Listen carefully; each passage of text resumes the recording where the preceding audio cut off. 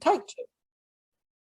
So again, welcome everyone to Beat the Self-Doubt Sucker Punch. So the thing with confidence is it's like, oh, I'm just going to wait until I feel a bit better about myself before I go and do that thing, which doesn't really work for us. Doesn't really work for us. So we're going to go through a whole heap of awesome stuff tonight. So we've had some questions that have been sent through, as you mentioned earlier, some really good juicy questions.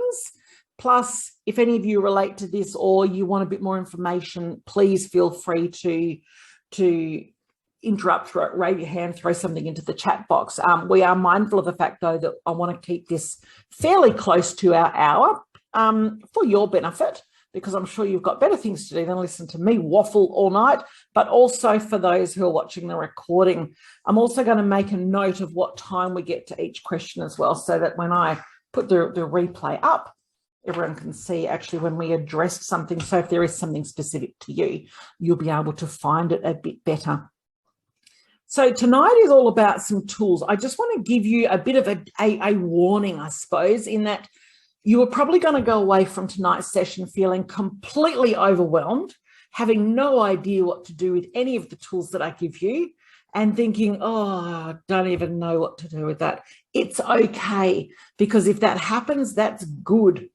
Because when you're overwhelmed, there's just so much information coming in. Now, remember, many of us have been a bit fucked up for decades, like many decades. So I don't expect you to take on these tools right now and go, oh, wow, that's completely different. But what I would really, really love you to do is just to either go back and watch the replay or shoot me a message afterwards and go, hang on, can you just clarify something? I'm happy to have a bit of a chat with you. So this isn't going to be fluffy, okay? There's no fluff and fairy floss in this.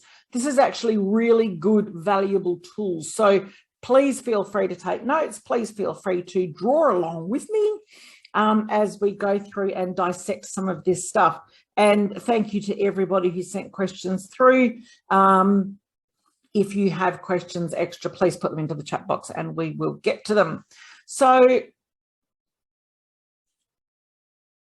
who here feels that if they had a bit more confidence, they'd be able to do a whole lot more things and things would be easy? Is that something that, just wave your hand if you think that more confidence would give you, yeah, so 2 hands. I like it, all in, all in. So the thing that I want to explain to you about why you don't feel that you've got this confidence is because your mind is doing its job, which doesn't really help you that much, but let's just dive into that a bit deeper. So your mind has one job only, just one job, and it's not to make you feel good. It's actually got nothing to do with it. So your mind's one job is to keep you alive, to keep you breathing. Now, the way that it prefers to keep you breathing is it doesn't like you to go and do new stuff. And the only reason why is because the unknown is that if I knew my superheroes better, I'd talk about some arch enemies, but I don't really know them. So the unknown is the mortal enemy of your subconscious mind. So if you don't know exactly what's going to happen on the other side of that experience, your mind's going to go back the fuck away and don't go there. It really is. It's going to make you feel that you can't do it, that you won't succeed, that you'll fail, that you'll look stupid, that you'll get rejected. And all of these thoughts will come through your mind and they are so convincing. They are so convincing. They're not true, but it's just your mind doing its job and it does a bloody good job at it. So what your mind will go to every damn time, if it can, is what's familiar. Now, if sitting at home and not going out anywhere or not putting yourself into new situations is something that you're sick of, but you know how to do it, your mind's going to go there because it actually doesn't care about how you feel, not because it's awful, but because that's not its job. That's your conscious mind's job. So if sitting at home feeling like shit, eating your 4th tub of chocolate ice cream and loathing yourself is something that you know how that feels, your mind's going to take you there because even though you don't like how it feels, you know how to do it. which is why we don't speak up, which is why we don't speak out, which is why we don't step into new situations, which is why we don't believe that we've actually got what it takes. You know, you've probably got people saying to you things like, no, you'll be fine. You're amazing. Oh, you're going to kill it. You know, oh, you're incredible. You know, you've got all the skills.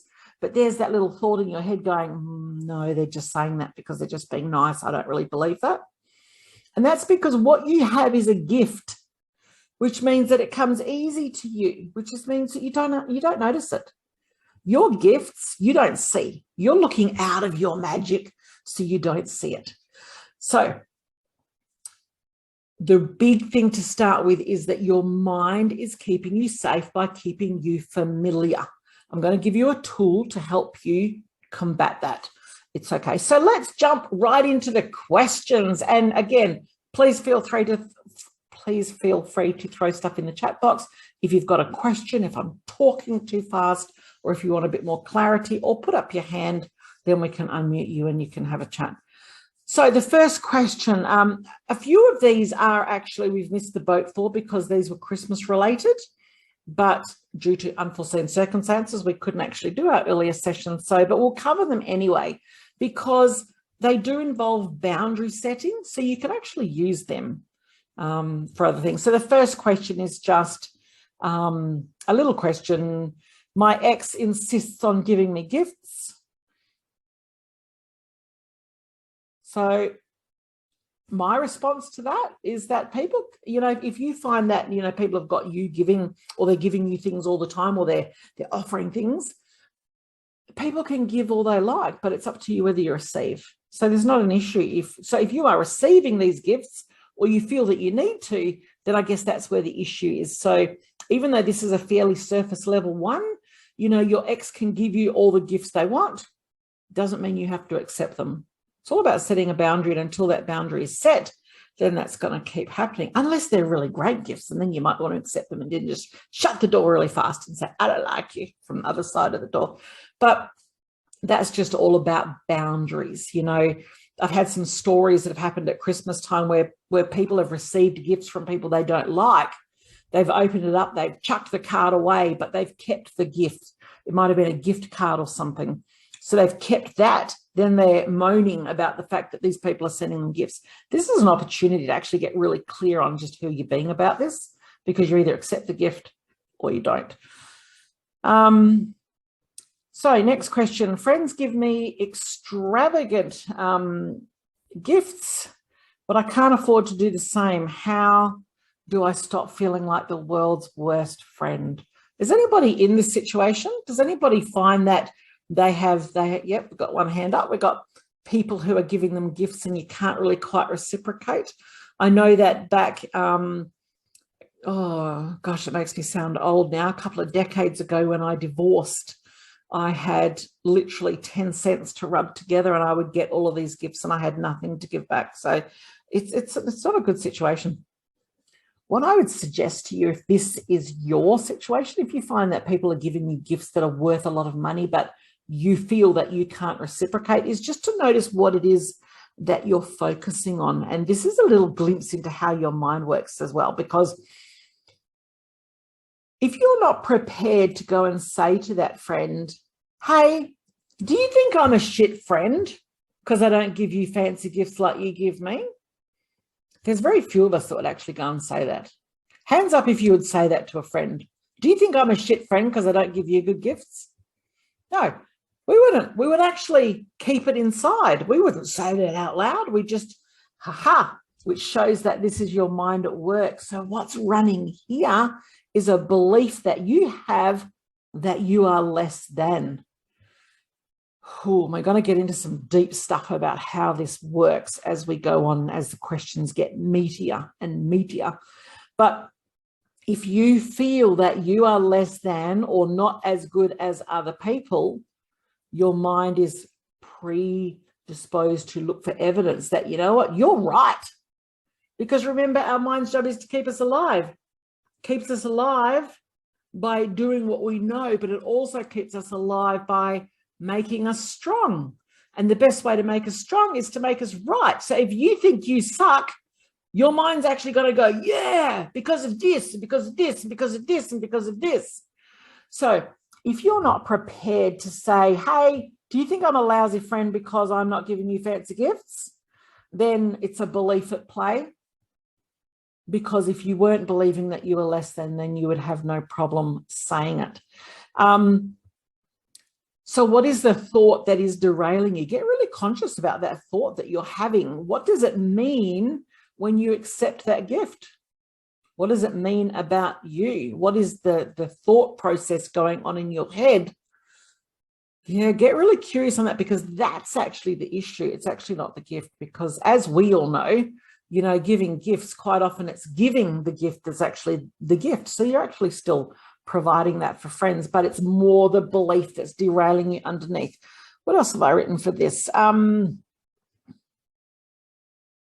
Yeah, so, you know, back when I had no money and I couldn't give gifts to anybody other than my kids, I would actually create little handmade vouchers for things like I will make you a coffee, I will rub your feet, I will sing your favorite song as well as I can, I will cook something for you. And I would give people these big books of vouchers, and I actually love those. So let's get clear on the fact that gifts are not always about money. And if they are about money to you, then that's a belief that's derailing you.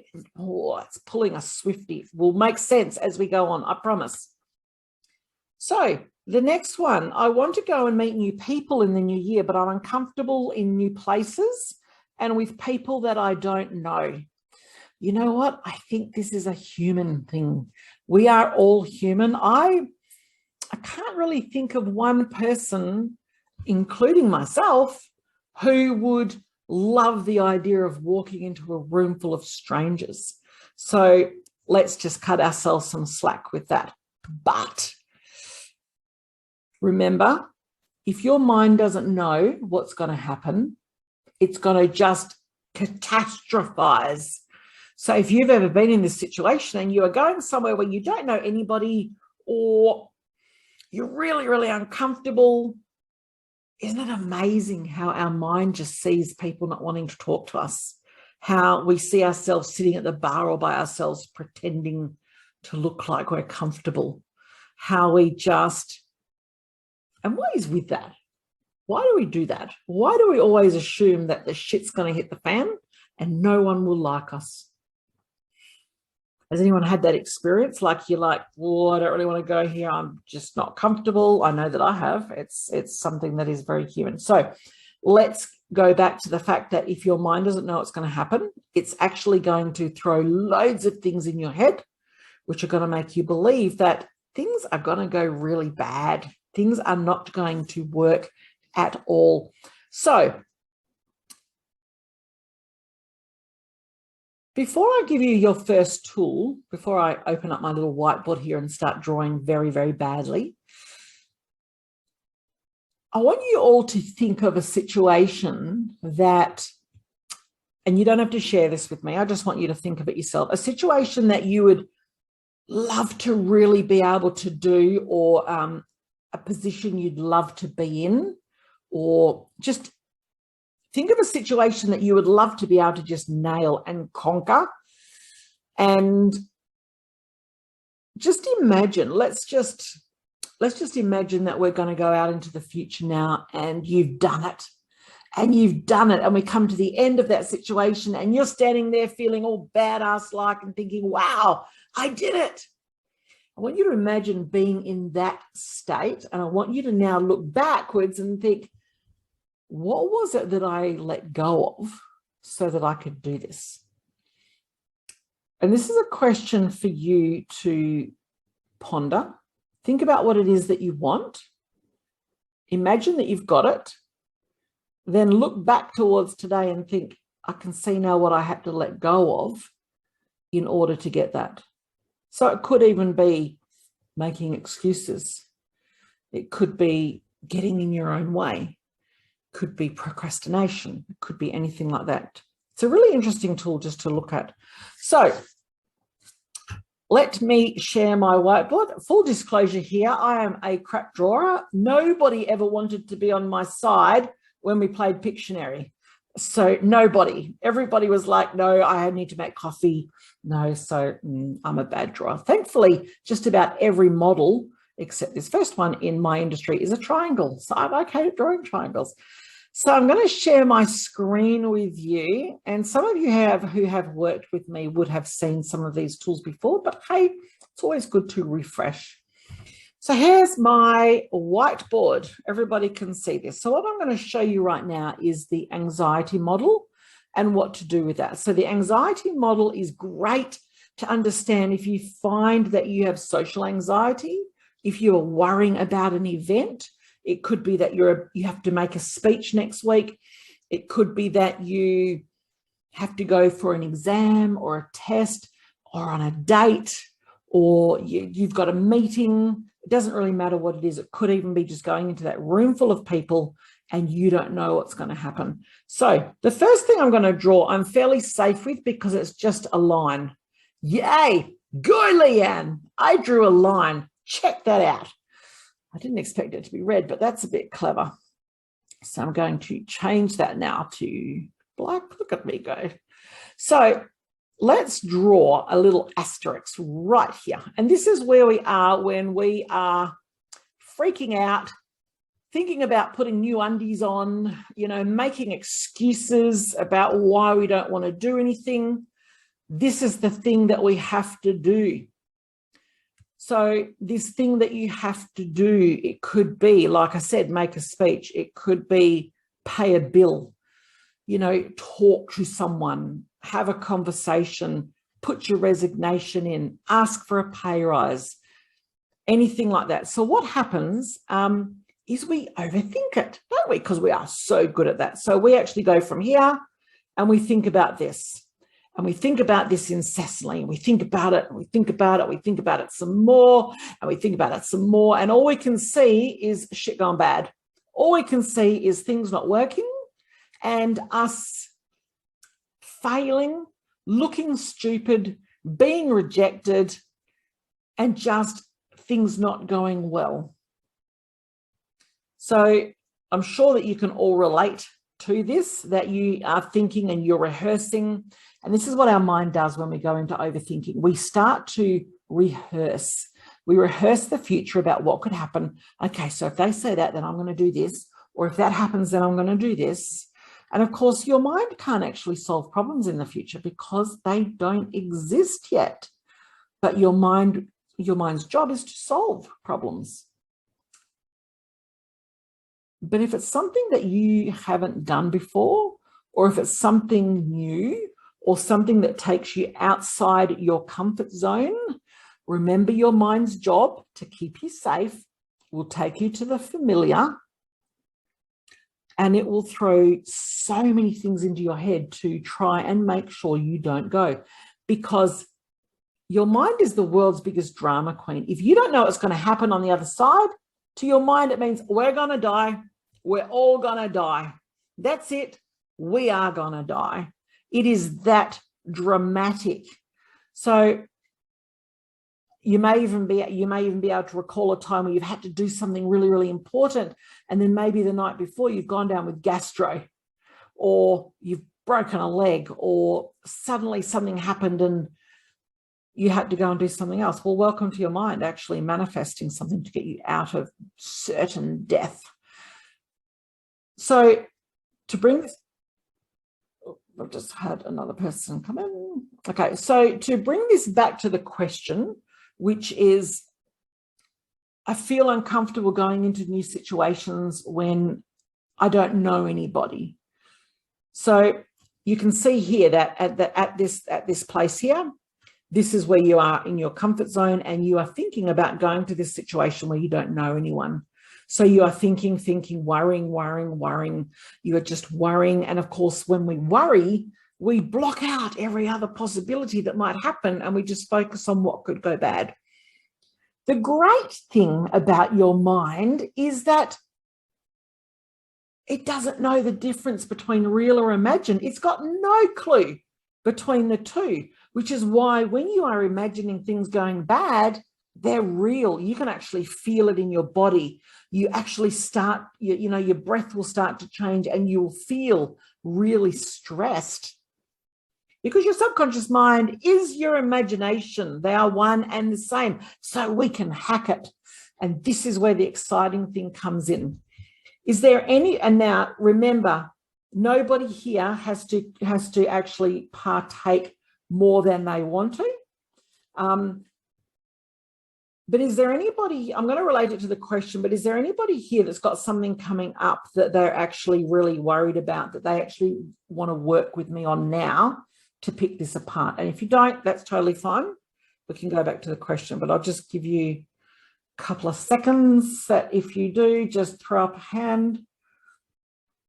Otherwise, we'll just go back to that question. Cool. So let's just think. So let's pretend that we are the person that doesn't want to go somewhere. We don't want to go somewhere because we don't know anybody. We're going to feel like an idiot walking on our own. What do you reckon the moment would be when you feel comfortable again? What would be the moment when you actually think, oh, and you feel safe again? I don't know if I can see them. So if anybody wants to even just throw in that in the chat, just imagine you have to go to an event where you don't know anybody, you're freaking the fuck out. You've got no idea how it's going to go. What's the moment that you're looking forward to? What do you reckon that could be? So if someone just throw into the chat and we will go with that. So when you see someone that you already know there, cool, excellent, excellent.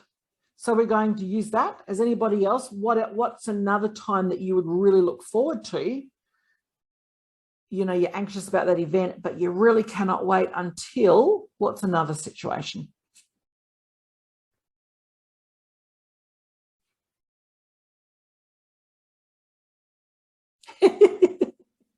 When you can talk about food. Yeah, okay, that's good.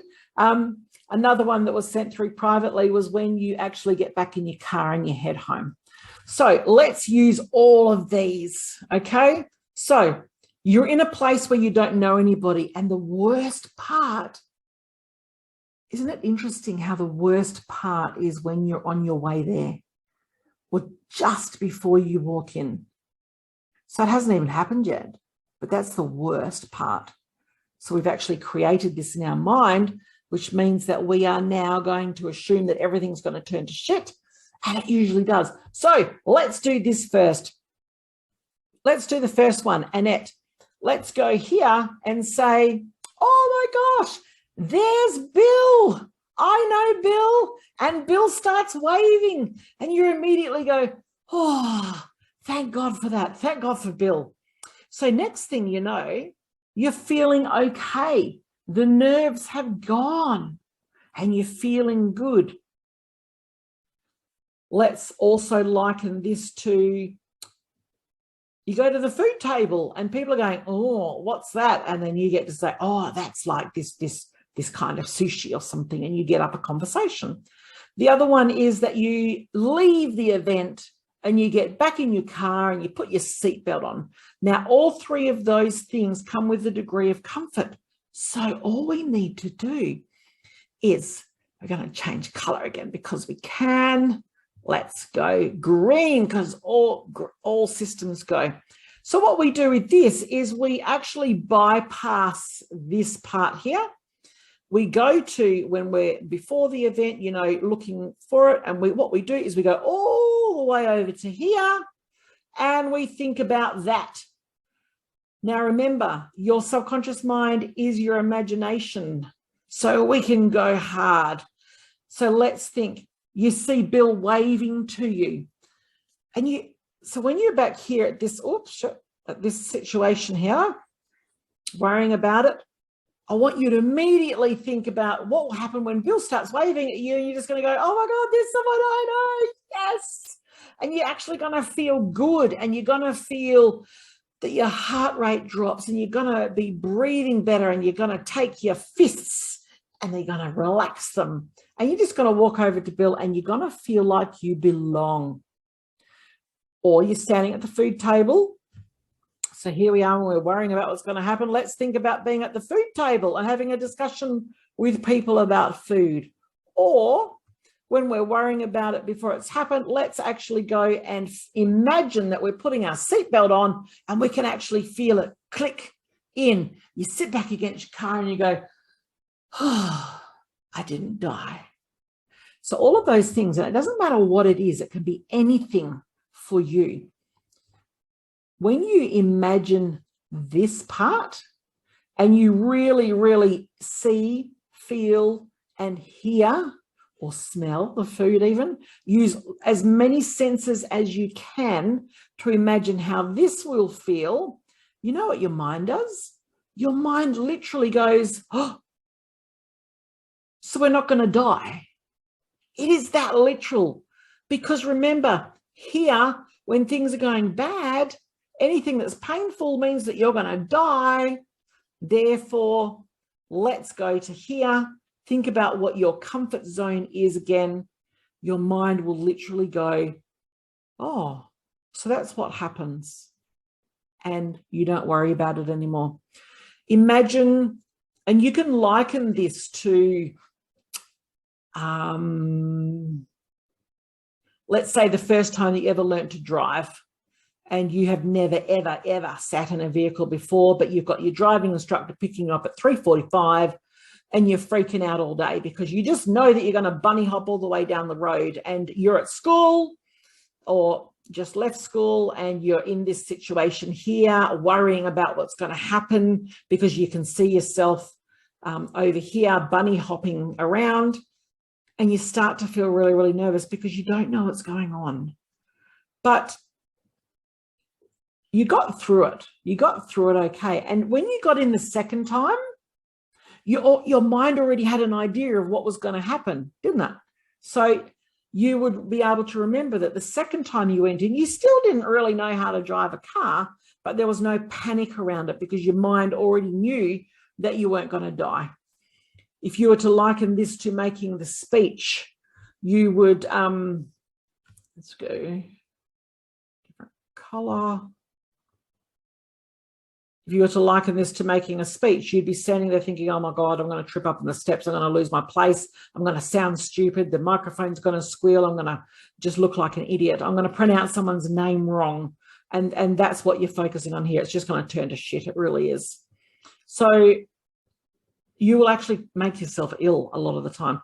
But if you were to imagine instead walking down off the stage and having someone say, oh, wow, that was awesome. Wow, you're a natural. You should do that.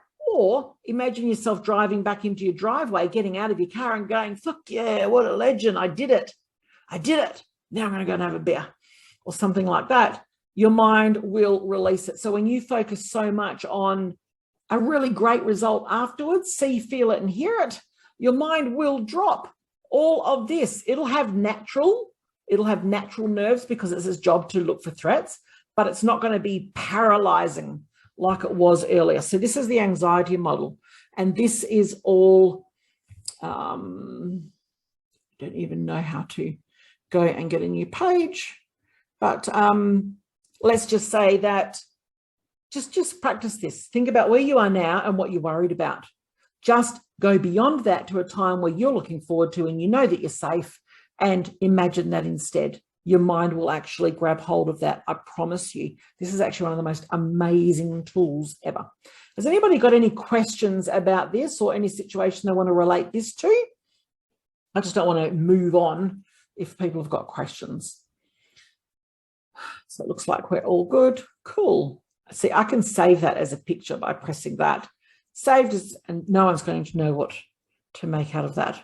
But remember, you can go back to the recording and watch this. It really is, ask yourself a question. What am I focusing on? Are you focusing on shit gone bad? Or are you focusing on the coffee that you're going to have afterwards, sitting back in your chair, feeling like a total badass? Imagine that and your mind will drop the anxiety because your mind's just doing its job. If it doesn't know how it's going to end, it's going to freak you out to try and get you not to go. So make it up.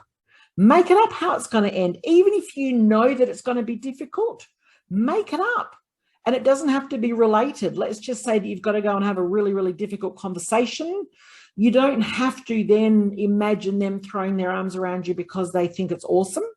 You could imagine yourself sitting on the beach, flying to Bali, having a strawberry milkshake. It doesn't even have to be relevant. It's just that when you tie it to that situation, your mind will grab hold of that because your mind actually prefers solutions and prefers positive. So, press that. Does that make sense? Okay, cool. It's good when people nod. All right, so we will move on. So yeah, you know, just to relate back to that social anxiety, you know, it is natural. It's just give yourself a bit of a break. We get really committed to a future that looks disastrous and it hasn't happened yet. Imagine if we could be as committed to imagining a future that is amazing. It's the same amount of energy, and whatever you are imagining, that's the outcome they're actually going to get, because there are a whole bunch of nerves in your head, which I won't go into right now because I'll confuse you, but there's a whole bunch of nerves in your head that what you focus on the inside will actually determine what you get on the outside. So yeah, if you can imagine a future that's disastrous, then commit to imagining a future that's awesome. You don't need to know how it's going to happen. Just commit. You will surprise yourself. So yeah, it's just about, are you going to, you know, think about situations with high energy or low energy? Because whichever one you use is what the outcome is going to be, because you are that powerful. Seriously, if you knew how powerful you were, you would freaking scare yourself. Okay, so next question. Now, if you find that some of these questions are a bit confusing or the answers are and you'd like a bit more information, please just message me afterwards and I'm happy to even jump on a one-on-one with you and have a bit of a chat. So I'm mindful of time, so I'm going to the family members at Christmas. I don't think we'll worry so much about that. You know, the family members at Christmas, it's the same situation. You can use the same model. If you really don't like your sister-in-law, or you don't like Uncle John, or there's somebody there that freaks you out or always makes you feel stupid, if you are feeling stupid before you even get there, or you're feeling anxious about how they're going to make you feel before you even arrive there, it's not them. It's your thoughts that are doing it to you, not them. Because the thing is, if you've got a sister-in-law feud happening and you walk into that event with your eyes narrowed and your eyebrows doing the whole dastardly thing, you're actually probably going to get that result because you're actually projecting that outwards. And remember, what you have going inside you will determine what happens outside of you. Use the same model. Just think about driving home and going, wow, everyone took a laxative and lightened up today. They were great fun. Just think about that. And you're actually going to find things are going to go better. So I want to draw you another picture, okay? This picture here, and again, apologies to those who have worked with me because we're going to be repeating. I'm not going to give you the full thing because we're short on time, but I am going to give you a model right now which will change your life if you choose to take it on. This is just about awareness, okay? I'm going to talk about this and then we will relate it to the next lot of questions. So, apologies again for my drawing. Share screen. We're going whiteboard and hit share. Oh, we don't want that one. So I know that there is an eraser here. And when I look at this, it just disappears before our very eyes. It's a bit like being at school. Look at that. You'd never know. Okay, so back to draw, back to the line, back to the format, back to black. Okay, this one here is a triangle. Now, there are two versions of this. I'm only going to show you one. I just want to give you some awareness right now. Then we're going to relate it to these questions. Now, this is called DDT. Now, we all know DDT is a toxin.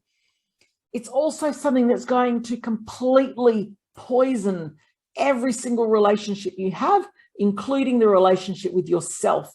Because let's face it, all the assholes that we encounter, it's usually our thoughts are going rampant before we even open our mouth. So let's actually focus on using this in our heads before we actually put it outwards, because when you get really good at being accountable with this yourself, you're going to find the entire world will just change. So feel free to draw along with me. Again, this is recorded, so you can look at it there. So down the bottom here, we're actually going to write the word victim.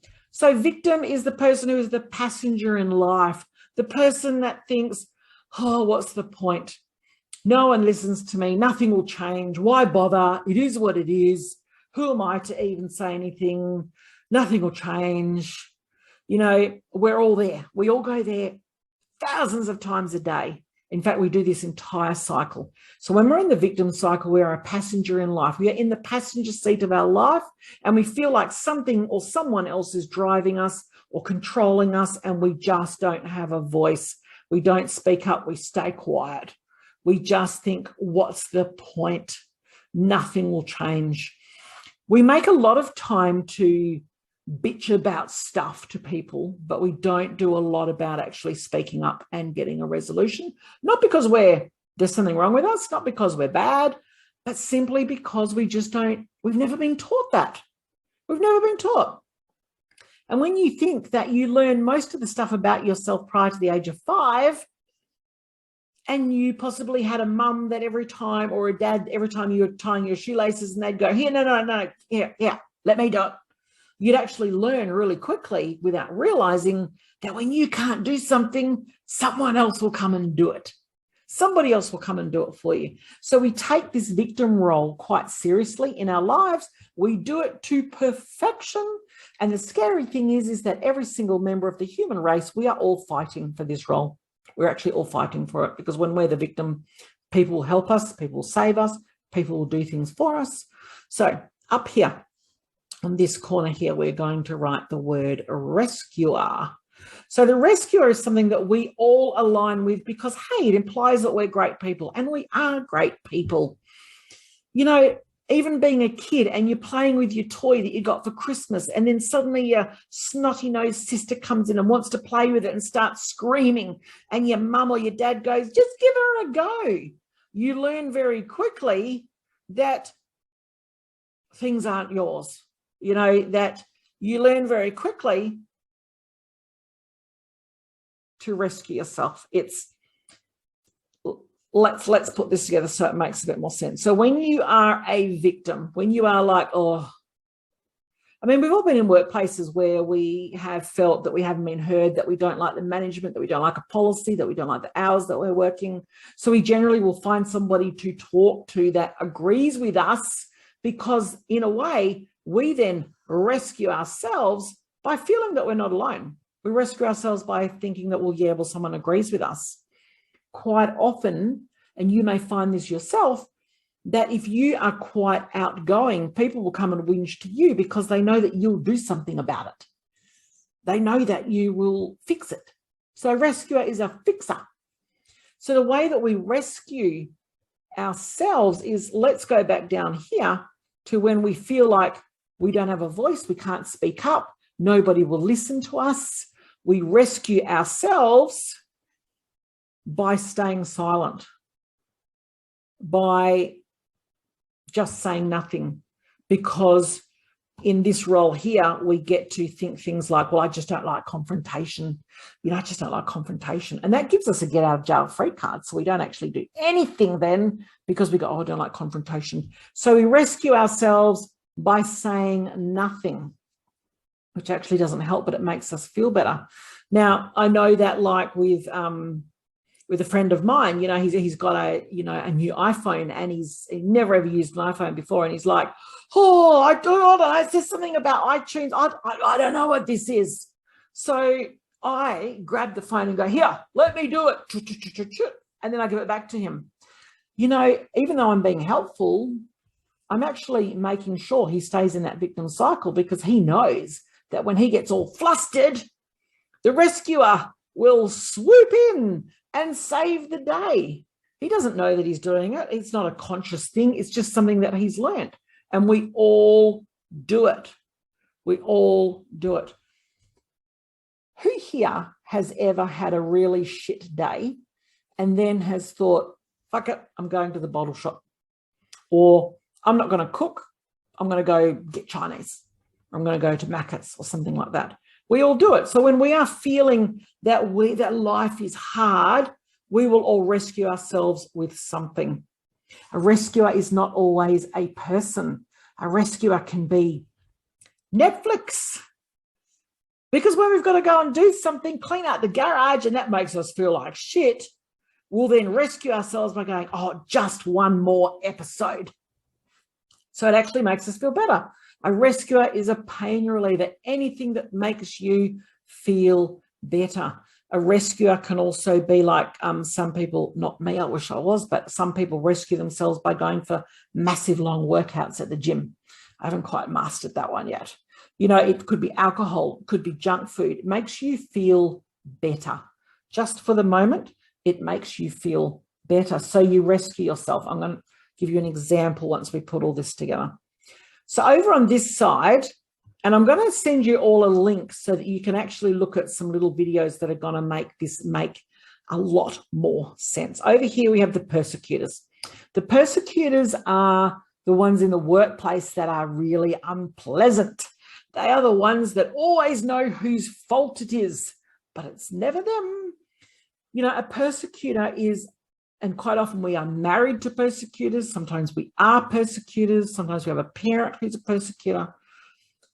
They are the people that are actually so terrified of their own failure that they spend their life pointing out everyone else's, because it's the only way they get to avoid their own.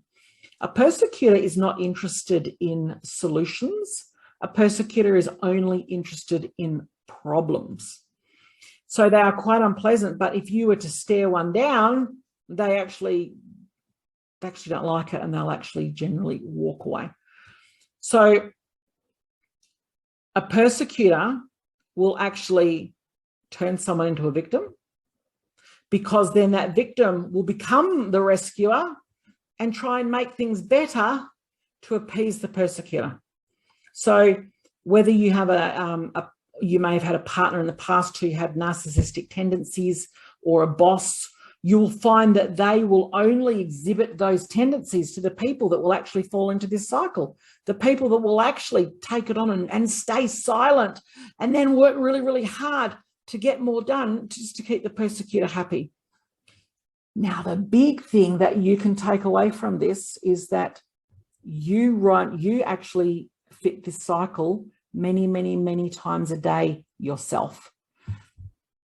For example, you know, before I moved offices, you know, we were running a workshop one day, and the next morning I had to carry all of the workshop stuff back up to my office. We had 22 steps up to my office, no elevator. So I get to work really, really early so I can park right out the front, and I get there and it's all full. It is all full. So there's me. I actually go, fucking shoppers. You know, all these people that want to find their 30, because I used to work on the other side of a shopping centre. Why can't they park near the shops? Bloody inconsiderate assholes, you know, this is my spot. Why don't they have any respect? So then what happens is I go and park in what feels like South Geraldton, and I end up carrying everything up the steps going, fuck my life. Nobody's helping me. My knees hurt. It's hot. This is really hard. So then I get up into my office and I rescue myself by thinking, fuck it, I'm not doing any work. I'm going on Facebook for half an hour. In fact, I might even go to the bakery first and I'll feel better. So I do that. Next thing you know, I've eaten a hedgehog because it's my favorite, but they always make you feel like shit afterwards. So there I am. I've rescued myself. Next thing you know, I go full persecutor on myself because I'm thinking, what did I do that for?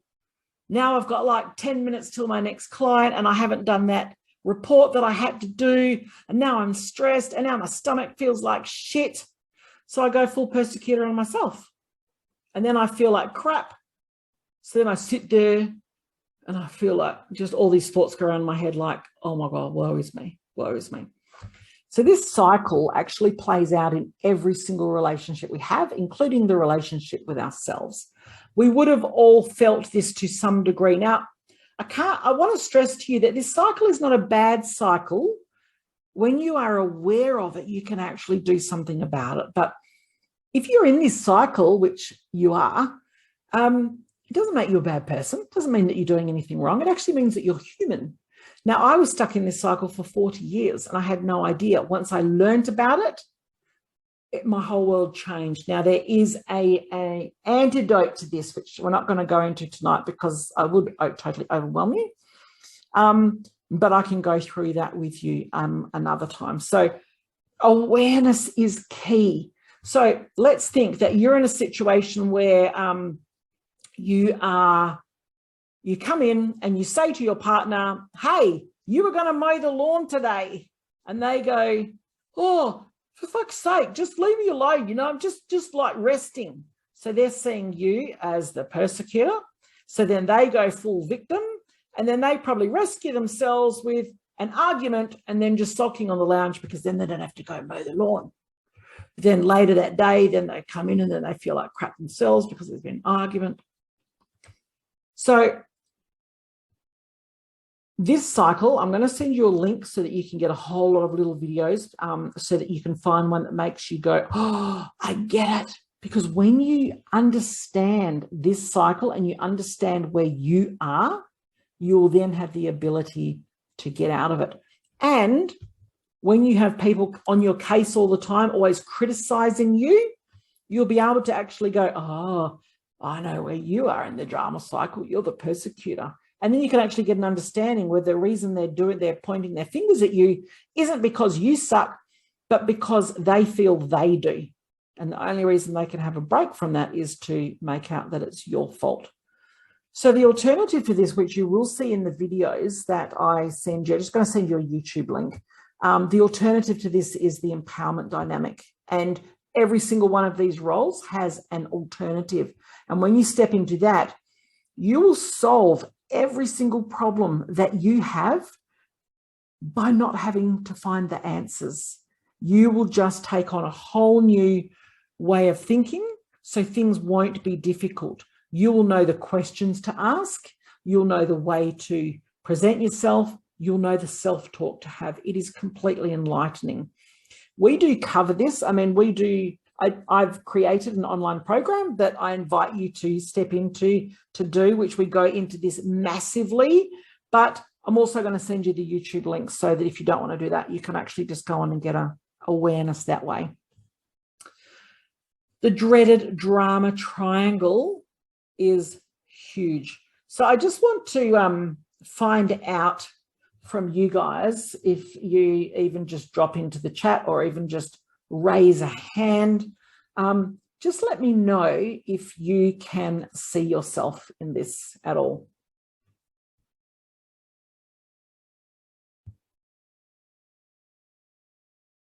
Yeah, we're getting some private stuff through every damn day. Yeah, quite often we're in the victim mode. You know, it's varying degrees as well. It doesn't mean that we're full victim, full rescuer, full persecutor. We're just to a degree. In the morning, the alarm goes off. We go, oh, for fuck's sake. You know, we then go into victim mode. We rescue ourselves by hitting snooze. And then the alarm goes off again and the cycle begins. And then, of course, we sleep in and we go full persecutor on ourselves. Like, why the fuck can I just get up and do this? Why can't I just do it? So we follow this cycle all the time. A persecutor is not always a person either. Just saying. A persecutor could be, let's just say that you are running late and suddenly the lights go red. Oh, damn it. So you feel as though you are victimized by the traffic lights. A persecutor could be an envelope with the tax office logo on it. A persecutor could be a diagnosis that maybe there's something wrong in your body.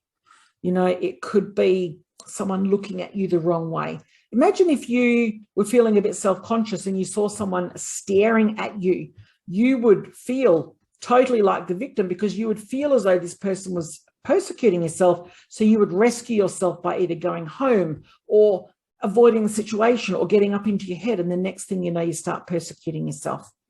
This cycle is immense. It really is. And you will find that you fit one of these more than the others. Have a look at where your partner requires you to be. A partner that is overbearing and quite bossy requires you to step into this cycle, because then you will tread on eggshells and you will fix it. Or you will change your behavior to prevent a problem happening before it's even happened, which means that you are then rescuing that way as well. You know, when we are at work and something happens and we choose, we're a bit afraid, so we don't speak up. We rescue ourselves by not speaking out. And this actually relates back to all of the previous questions as well, in that when we feel that we want to go out and we want to meet new people, but we don't, because we just feel that we're not as good as other people, or people won't like us, or we're not going to know what to say, or we're going to look stupid, or I'm going to feel that I don't fit in. We actually drop down here, and then we often rescue ourselves by cancelling plans, or we choose not to go, or we think of the drive-through burger that we're going to have afterwards. So at the moment, I'm not going to go through the empowerment dynamic with you, because that's another big thing, and it values from time. So on the online program that I run, which is the Unfuck Yourself program, there's 9 videos on this that I've done, and each video is quite intense, and we go through diagrams and things. So if this is something you want to get really clear on, that is a really, really good way to do that. And it's way cheaper than coming to see me. Not that, I mean, I'm worth every cent, obviously. But this drama cycle, who can see their partners in this drama cycle? Yep, lots of nodding. Who can see themselves in this drama cycle? Yep, nodding. We all go there, when we go there every day. The thing is I still go there every day, but I know what to do about it now. I know what to do about it. I know what questions to ask myself, and I know how to get out of it without having to change anything.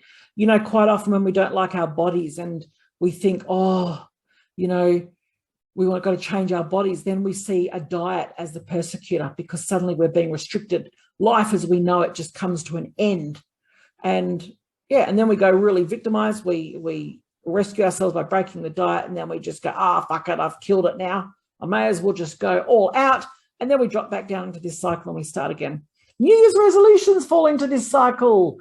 As my daughter said, she said to me the other day, she goes, God, I hate early January. You know, you go to the gym and all the New Year's resolution people are there. You know, it's just packed, and they're all using my machines, but it's okay, because about mid-January, it all clears out again. You know, because this is what we do. When we set a resolution, it's because we are in the victim cycle. We rescue ourselves with believing that things are going to be different and that we are going to be different, which never happens, because if a New Year's resolution is going to start on January 1, but you're not prepared to start it today, then it's not going to work. And in fact, you're going to end up back in this cycle, and life is just going to be full of peril. So I will share all these videos with you. In some of the videos, the names are a bit different. So we get the victim, the rescuer is called the hero, and the persecutor is called the villain. So you can see this in the cinemas as well, in the movies and in books. The thing with the victim, though, is that in a workplace, a victim, or even in a study group, a victim will be like, oh, I don't know what to do. I've got so much to do. Rah, rah, rah. So you'll have the rescuer come in and go, I'll help you. I can do it. I'll stay back. I'll come in early tomorrow. I'll do this. But what we're doing is we're actually training the victims to go, yeah, the way we actually get stuff done is to pretend we can't do it, because then someone else will do it. I am ashamed to admit that before I know what I know now, I once taught my kids when they were little that the most valuable tool that you could ever have is the useless look, because then somebody will come and do it for you. I look back now and I think, oh my God, we just don't know what we don't know. We just don't know what we don't know. The rescuers are also the ones that feel completely irrelevant, completely unnoticed, completely unimportant, overworked, overstressed, feel like they're carrying everything on their shoulders. Nobody gives a fuck, basically. Everything gets left to them. And it's usually because we fix everything. So we're doing it ourselves. Wow. Oh, the freedom that you'll have once you understand this new cycle. And it just relates to everything. You know, whether you are struggling to find a car parking place, whether you're going for a job interview, anything like this, it is just absolute magic. I cannot stress enough that this cycle will change your life if you take it on board. So are we being a rescuer? Are we being a persecutor? Are we being a victim? This leads on beautifully to the next question, which is, I've got time off. I've got all this stuff to do. I know that I'm not going to do any of it. How do I light a fire under my ass? Who can relate? Yes, lots of hands, me too. So this is in this cycle as well. So we've got all of this stuff to do. Oh my God, I've got all this stuff to do. Isn't it amazing though, that 2 weeks before our holidays, we go, yeah, I'm going to do all this stuff and it's going to be great and great and great. But then we get there and we do none of it. So we sit there and we go, oh my God, I've got all this stuff to do. So we rescue ourselves with procrastination and it makes us feel better. We think, you know what? I'm going to do it tomorrow. I'm going to start Monday. This will be the last day. Tomorrow is a whole new day. I know that in terms of health-wise, diet-wise, we are all very, very good at being really committed to a new health plan. The minute our bellies are feeling so bloated with ice cream or macros or something, we seem very committed in that moment. So when you've got a whole lot of stuff to do and you don't want to do it, remember, your mind's job is to get you away from pain, because anything that's painful means that you're going to die. So therefore, you'll procrastinate and do none of it. Next thing you know, you're going back to work and you're thinking, great, what a waste. What a waste of a week off. What a waste. I did nothing. You call yourself things like lazy. You're a procrastinator, a procrastinator, or whatever it is you want to call yourself. Next thing you know, you come back down here, you're back in the victim cycle. So let's stop that. First of all, who says you need to do all this stuff? Who's taught you that if you don't do that stuff, that you're a bad person? Get curious with the thoughts that you have. What does it mean if you don't do that stuff? Dissect that. Because are you being your own persecutor right there? Is there anything wrong with taking time off, not doing something? If your phone was at 1%, would you get shitty with it if you tried to stream a movie and it couldn't do it? No, you would recharge. So just pull apart the differences here. Are you actually procrastinating or are you actually refueling, which you have a right to do? Get clear here. If you don't do the thing, what does it mean about you? What are you saying to yourself if you don't do the thing? That's where you can go, and you can actually go through this cycle, look into the empowerment dynamic, instantly be able to get out of this and solve everything easily. The other reason that we procrastinate is because our mind likes to process in bite-sized pieces. So if you have to clean the house and you think, oh, no, fuck that, I'm going to have coffee first. Cleaning the house is a really big thing. Cleaning the house is a really big task. It is overwhelming. We don't know what to do with it because it's too much information. Now you get overwhelmed and your mind goes, fuck this, no, I'm not going to do it because it's too much. I don't know where to start. It's a bit like you got to do your tax and you put off and off and off and off because doing your tax, what do you even do with that? That is such a big job.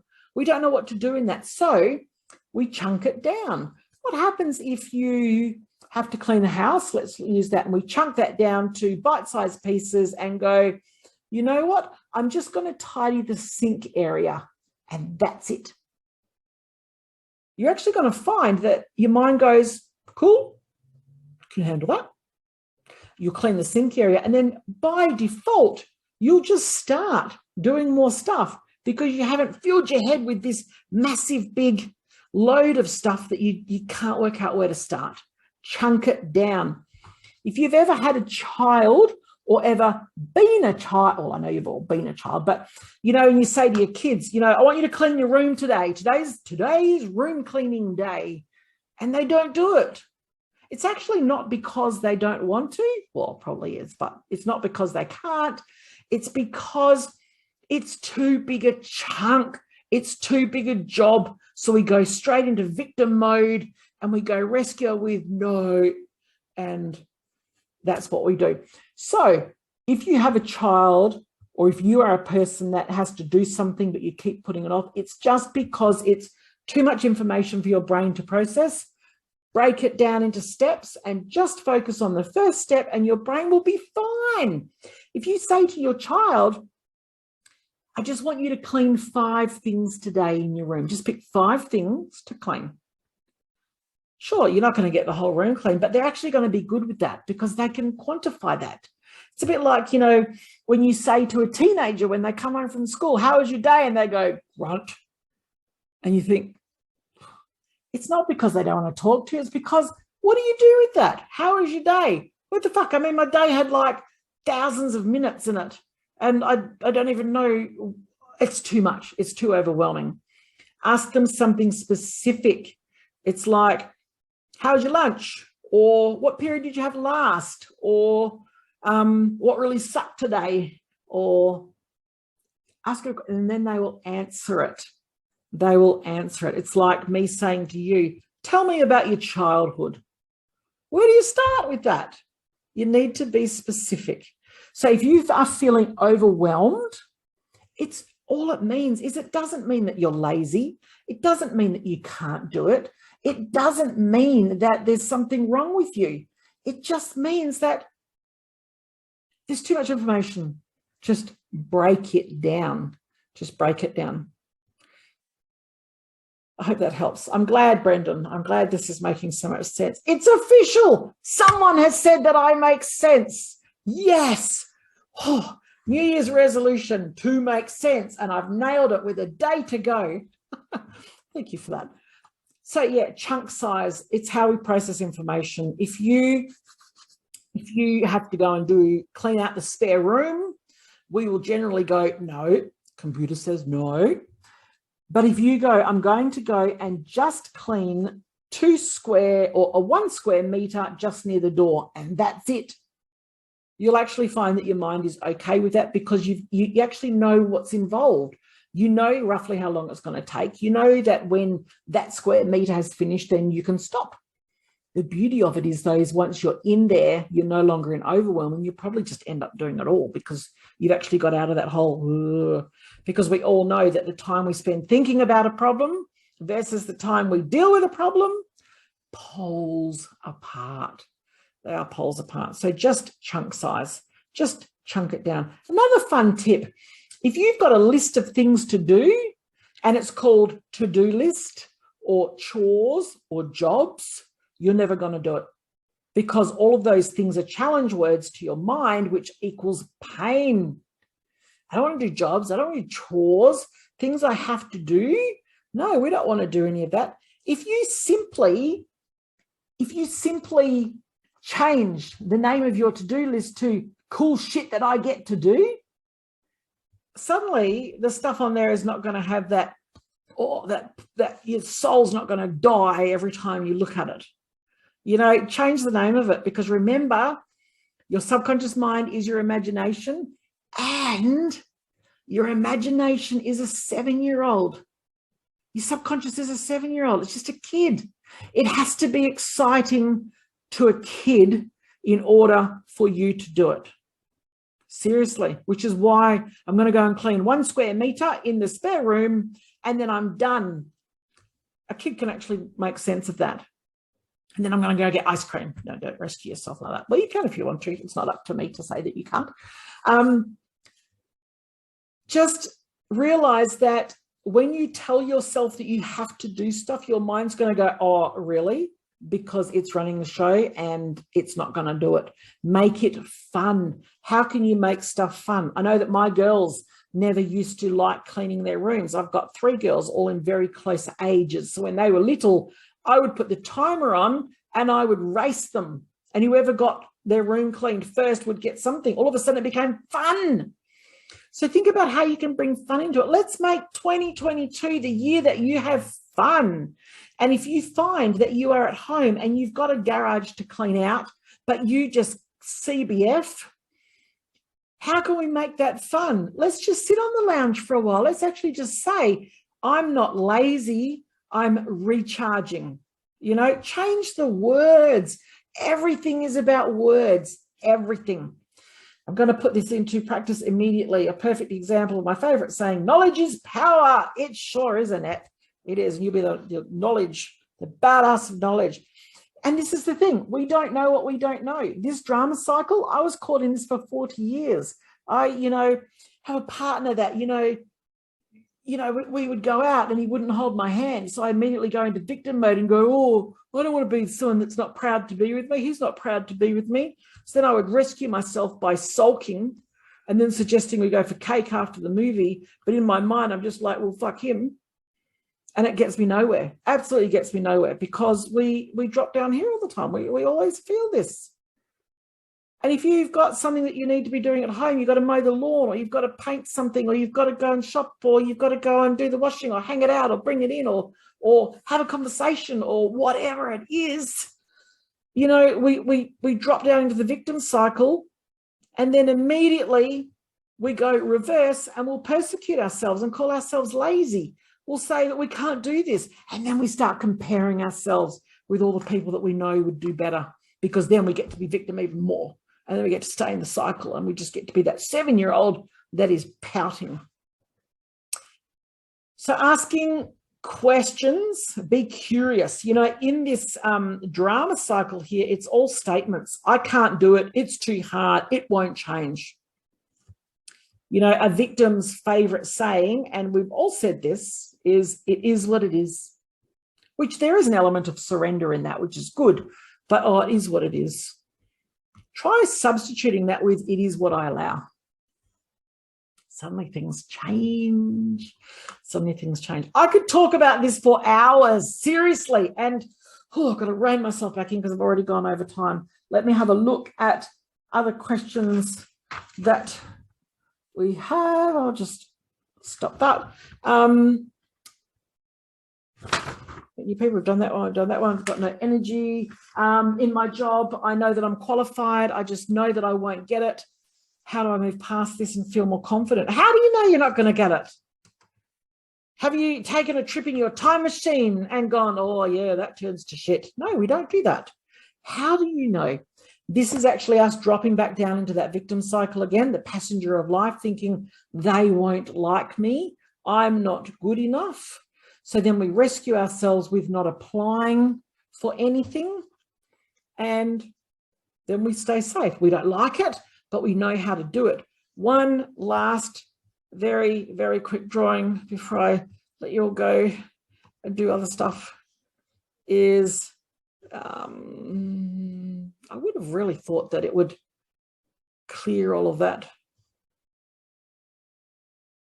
I know. Okay, let's rub all that out. This is so cool. I never even knew that this did this. I only discovered this drawing thing today.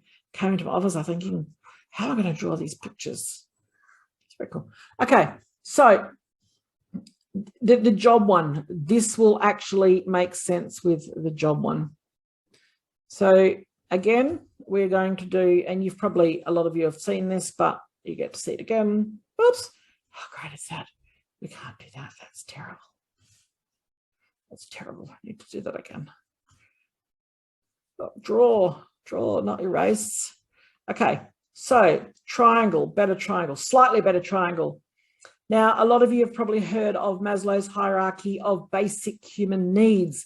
This is the underpinning thing of every single thing that we do and we think as humans. So down here, the most basic human needs is security. Security and safety. So up here, would you believe sex comes up in here? Go figure. But sex. And then we have food. I would have thought food and that would have been down here, but no, not in terms of our mindset. So I'll explain how these all work. So this is social, this is esteem, and this is the holy grail of self-actualization. We don't spend a lot of time here. Oops, look at that. Looks like a signature. So the reason why when you really, really desperately hate your job, but you come up with all of these reasons why not to apply for anything else, and we use the excuse of, oh no, everyone else will be more qualified than me. It'll be like, oh no, I did my studies 10 years ago. Everyone else will be more qualified. We come up with all of these excuses, which don't mean a pinch of goat shit. In fact, none of them are even true, but it's your mind being very, very crafty, because if you were to leave your current job, what could happen? You're going to suddenly put yourself into a situation where your new job might not work out, which means you're going to lose your house, which means that you're going to have no money, which means shit's going to happen. So the reason you don't step in and go and find that new job isn't because you're not qualified enough. It's not because you're not good enough.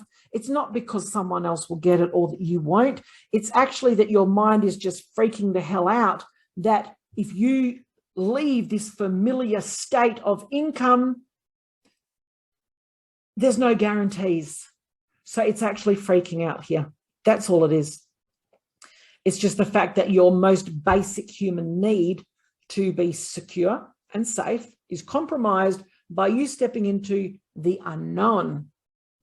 So if I was to say to you, let's both go and stand on a cliff, and we'll stand 3 meters back, and I'm going to say to you, jump. You're going to go, fuck off. And I go, no, seriously, jump. There's a ledge down there, just 2 meters down. There's trampoline, there's a bar, free cocktails, jump. You're going to go, no. And then I get out my phone and I show you a video of yesterday when I jumped with my GoPro on, and I show you and I say, it's fine, just jump. You're going to go, no. Because it doesn't matter how much someone says to you, you're going to be fine. You're not going to believe it because you haven't seen it for yourself. And that's why you don't take it on board. And which is why we'll go and study so much stuff, because we think that that's actually going to give us the security, but it's not. So the only reason to jump over the cliff onto that platform with the free cocktails is for you to be allowed to go forward and actually go, I can see it now. Yeah, cool. And over you go, which relates back to the anxiety model that we did before, remember? So you're standing at something going, no, because you're just imagining bad stuff happening. This one here, you're just imagining the bad stuff happening, and just getting worse and worse and worse. And the peril is here. So you're not going to do it. Here's you hating your current job.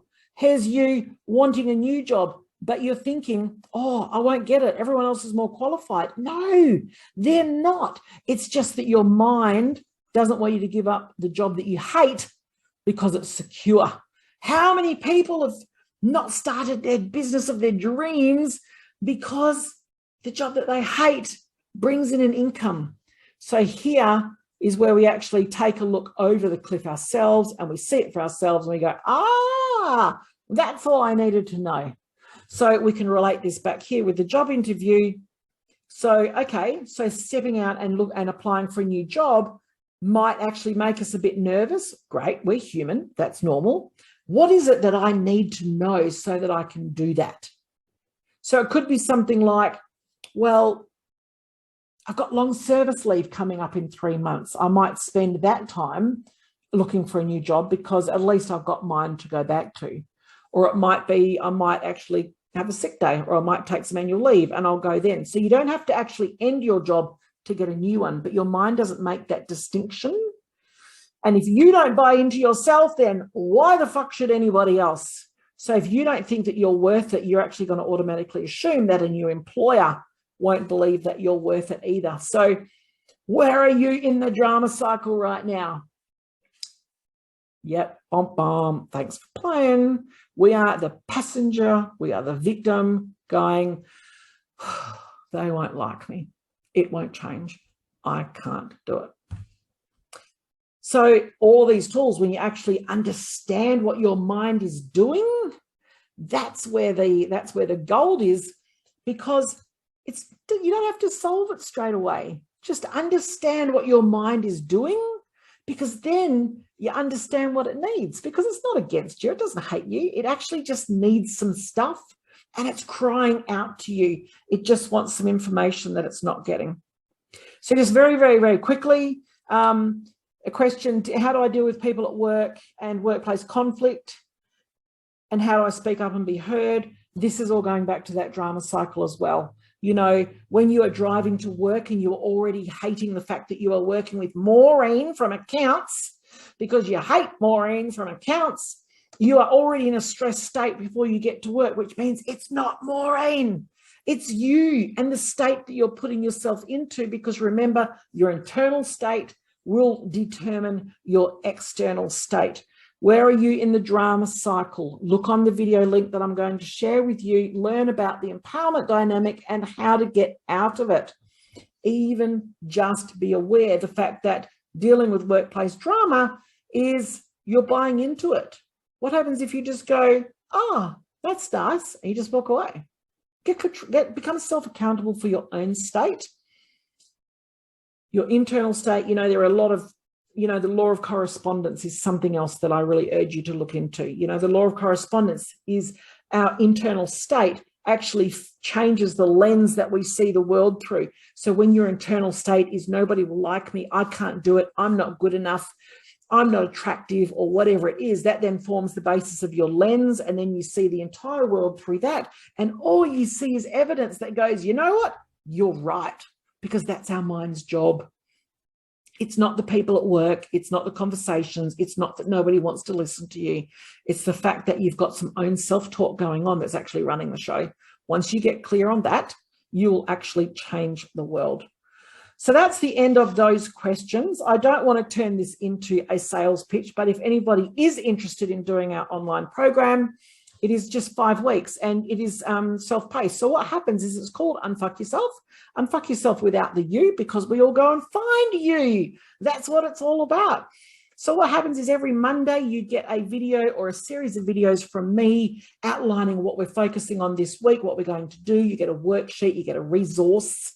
And then halfway through the week, we do this. We have a live session where I answer questions about it. We pull things apart.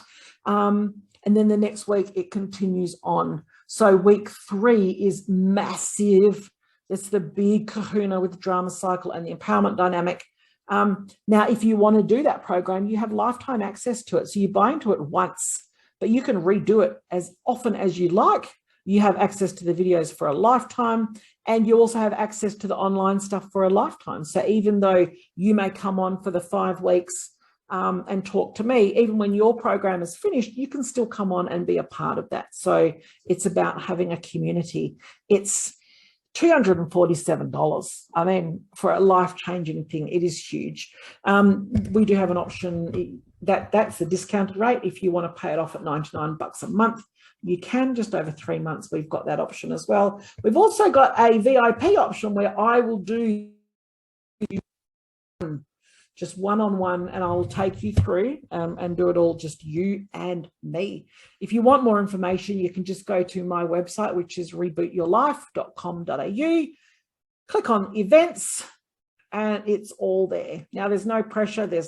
I'm not going to follow you up and go, hey, do you want to buy in? But if you found any of these tools helpful tonight, that program is packed with so much more. It is packed with so much more that if you do, seriously, I guarantee you it will change your life, because it's the program that I wish I had access to, because I bought a lot of useless programs full of fluff and shit. And I thought, no, not on my watch. So if you would like to do that, please go to my website, rebootyourlife.com.au. Click on events, and it's right there. And just read about it. Read about what you get. There's no obligation. Oh, I hope this has been helpful for you. It's been awesome spending some time with you, and hello to all those people that are going to be rewatching this on the recording. Brendan, thanks heaps. Thank you too. Thank you for coming on. It was nice to see you. Yeah, it was great. Are there any questions? I mean, feel free to turn your microphones on if you want to ask a question, or you're welcome to type if you want any more information on what I do or what we can do, or any of the tools that you've had tonight that you would like me to create more resources on, anything like that. Any questions? Or it's just like, when are you going to end this? Is that the only question? It's just like, all right. Oh, look at the time. It's nearly 8 o'clock. Thank you, Annette. You're brilliant too. Oh, I'm looking great. Oh, tell you what, I don't know how that happened. It must be soft lighting here. Oh, gosh. Oh, mind you, I have had a few days of vegging on the lounge, which I never, ever, ever, ever do. But due to a recent health scare, I've actually learnt that I need to recharge occasionally. So let's go with that. Thank you. Thank you. Cool. Well, it was so great spending time with you. This recording will be available within the next 24 hours. I will PM that to you, but I'll also put the link into the event as well so that you can access it direct. It's true. You are. If this convo was the other way around, you would tell me just to accept the compliment. Oh, thanks. You are so right. You are so right. You see, that's my belief in there, going like, oh, people say nice things just because they have to. Yes, but you're so right. I need to stop that and go, thank you. I'm a bit hot, especially now that I'm having the occasional hot flush as well, as if I could get any hotter. I tell you. So thank you all for sticking with me, for putting up with my drawing. And please feel free to watch the replay whenever you like. Please feel free to share the replay with whoever you think could benefit from it, as long as they don't mind me swearing occasionally. So if you've got a question, please put up your hand. If you haven't, we shall go. And by the way, Kath, good job on your workspace. Yeah, your vision board stuff is looking awesome. Thank you. I am sitting at my desk right now. Excellent. Yeah, so Kath set some goals not that long ago to completely transform her working environment, and what a badass. It's happening already. That is very cool. Look out 2022, eh? That's the idea. Excellent. Cool. We do have other events that are on our page. We do some stuff with workplaces. We uninstall drama. We make people be nice to each other. We do lots of stuff. So the great thing is if you want to do some work with me, but your workplace is a bit fucked up, just get them to get me in there, and then you can do it and you pay nothing. Isn't that great? Look at that. We're all about solutions. Cool. So thank you for spending the time with me. I wish you nothing but success, happiness, health, and an incredible sense of self-worth for 2022. If you find you can't have that, you know where I am. I would love to be your navigator along to that. But thank you for tonight. I really appreciate you being with me. And you can all go now. Thank God they all say. That was a bit longer than expected, but I get a bit excited. What can I say? Oh, cool. See you, everyone. Bye.